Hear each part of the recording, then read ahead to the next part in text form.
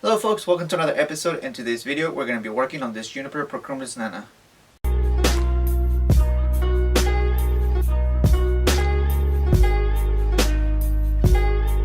So it's been a while since we last worked on this tree, and I wanted to work on it while also making a video to keep you guys updated.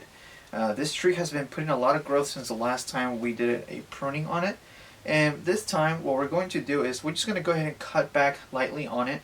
Reposition some of these branches. At the same time, we're also going to be taking some of the wire that is now starting to bite onto the branches of the tree. Junipers, what you need to do with them is kind of leave the wire on until the branch is nice and sturdy. But as of right now, if I continue to fertilize this tree and let it grow out throughout the season, there's a possibility that the tree can actually be damaged by the wire. Alright, so as we get closer over here, we can actually see that the actual wire is starting to bite a little bit onto the trunk as well as some of the branches.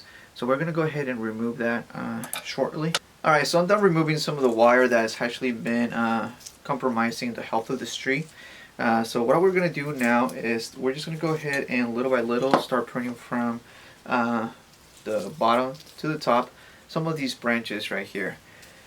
Basically what we want to do is that we want to go ahead and just restabilize the shape of the tree.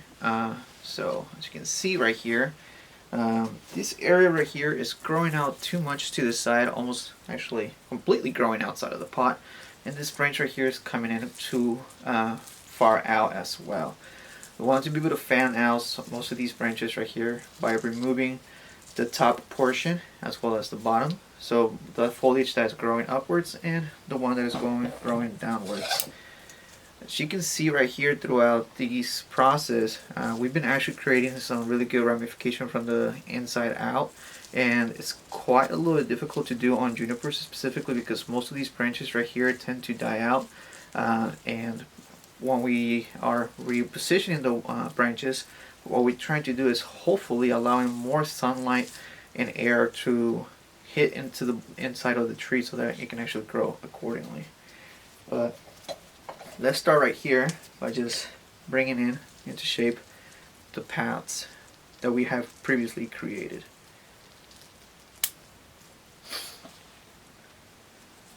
Often when doing this too, you kind of just also want to step back a little bit, continue looking at the tree to figure out whether or not there is some branches that either need repositioning or they just need to be completely removed.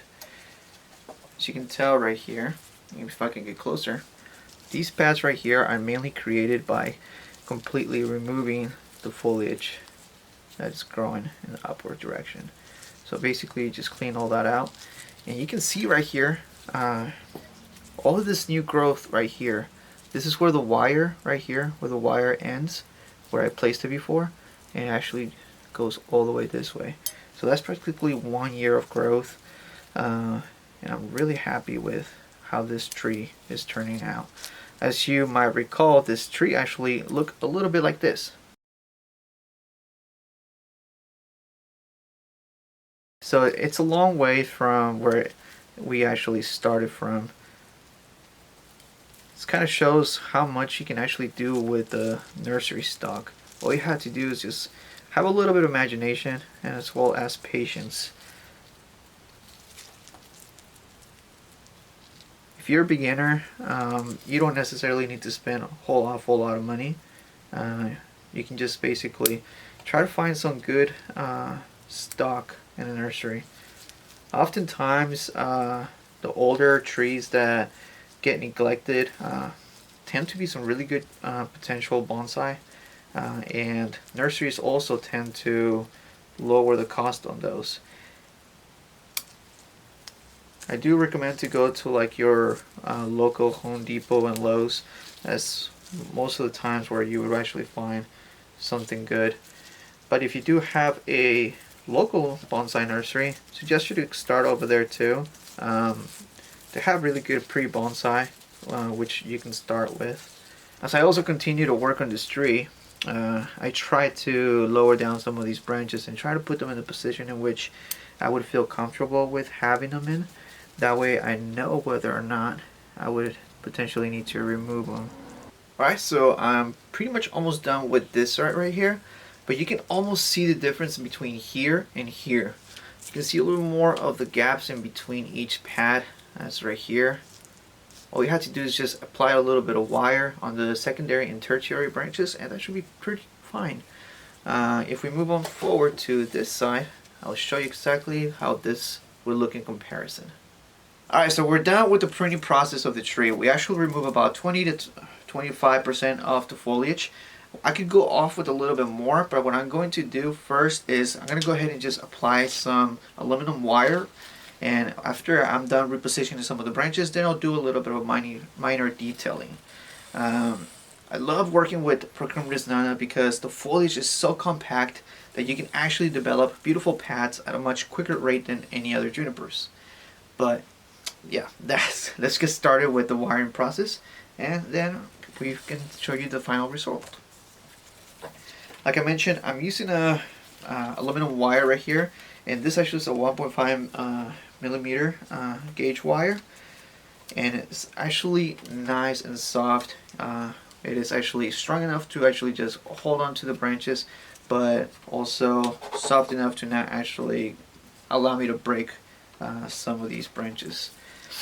The harder the gauge, the more you are likely to damage the branches, as you might be able to tell.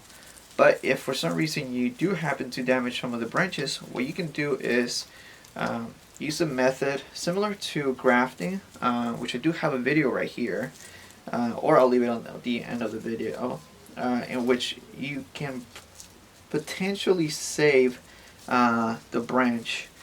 Now, it's not a 100% success rate, but it's better off than to just trying to leave your broken branch left alone. Alright, so we're done wiring and pruning the tree. As you can see right here, I actually decided on making the leader branch another branch right here, and then just continue letting these grow to fill at the apex.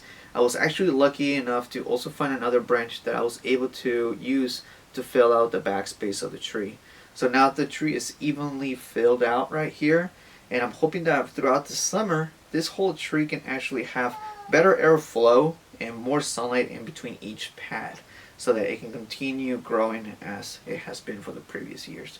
This tree is a long way from when we actually started styling it, and I'm really content with the way that it's starting to look. If you like the video and if you like the tree, go ahead and comment down below. Also, don't forget to join our Facebook page. It's actually also called Bonsai High. But yeah, hope you liked it. I'll see you next time.